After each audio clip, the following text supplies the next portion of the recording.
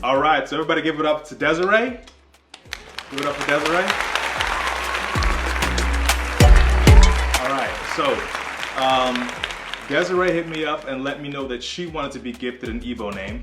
She gave me a very detailed, very great explanation about herself. And she told me that in that explanation, she told me that she is a mental health professional, so she works in the mental health field.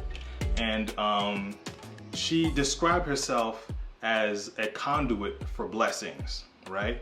She says that she helps support people, helps them reach their goals, and just accomplish whatever that they want to have manifest in their life. And she's also a conduit for blessings, right?